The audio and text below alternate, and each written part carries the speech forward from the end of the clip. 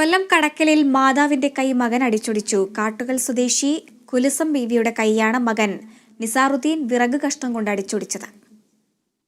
ചായ മറ്റേ കൊച്ചു അവിടെ ചായ ഇട്ടുകൊണ്ട് ഓടിക്കൊണ്ടിരുന്നു. എന്റെ മരുമോള് എവർക്കുള്ള രണ്ടാമത്തെ അവന്റെ പെണ്ണ് അവള് വിളിച്ചു പറഞ്ഞാൽ മറ്റേ കൊച്ചു അറിഞ്ഞത്. അകർന്ന് വിളിച്ചു പോയിട്ടൊന്നും അതും അറിഞ്ഞില്ല.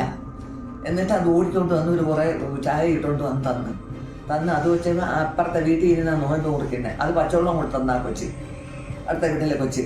എന്നിട്ട് എണ്ണയൊക്കെ ഇട്ട് തടവി തന്നെ കയ്യിലും കാലിലും ഒക്കെ.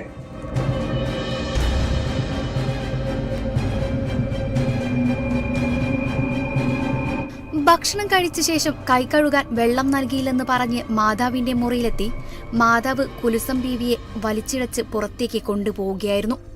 കിണറ്റിൽ നിന്ന് വെള്ളമെടുക്കാൻ വൈകിയെന്ന് പറഞ്ഞ് തൊട്ടിയും വെള്ളവും വലിച്ചെറിയുകയും സമീപത്തുണ്ടായിരുന്ന വിറക് കഷ്ണം കൊണ്ട് മാതാവിന്റെ കൈ തല്ലൊടിക്കുകയായിരുന്നു. മർദ്ദനത്തിൽ കൈയൊടിഞ്ഞു.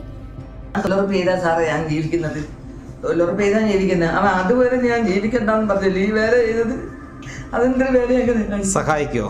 ആരാ ഉള്ള ദാഹിച്ച വെള്ളം തന്നാ വേണ്ടില്ല എന്റെ പോരാ തിന്നുന്നത്. ഞാൻ പറഞ്ഞില്ലേ വെച്ച് വെക്കുന്നത് വരപ്പോൾ തിന്നുന്ന മലപ്പുറത്തെ പോയിച്ചൊക്കെ വരപ്പോ ഞാൻ വെച്ച് വെക്കുന്നത് തിന്നുന്നത്. കക്ഷി തിന്നിട്ട് ഇരുന്ന ബാക്കി ആഹാരം എടുത്ത് തൈത്തളയും. ബാക്കി എടുത്താൽ തിന്നേം വെച്ചെടുത്താൽ ഇറങ്ങി വെച്ചെത്തറിഞ്ഞ് കറി എടുത്തറിഞ്ഞ് ചോറ് എടുത്തറിഞ്ഞ് ഞാൻ നോമ്പ് കുറിച്ച് ഞാൻ വിചാരിച്ചു എന്തോ തിന്നു. ഇനിയിപ്പം ഞാൻ നോമ്പോട്ട് കൂടി ഇന്നല്ലേ.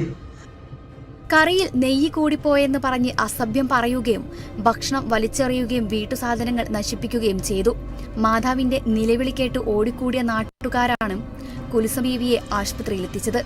മാതാവിന്റെ പരാതിയുടെ അടിസ്ഥാനത്തിൽ മകൻ നിസാറുദ്ദീനെ പോലീസ് അറസ്റ്റ് ചെയ്തു. ഇയാൾക്കെതിരെ ജാമ്യമില്ലാ വകുപ്പ് പ്രകാരം കേസെടുത്തു.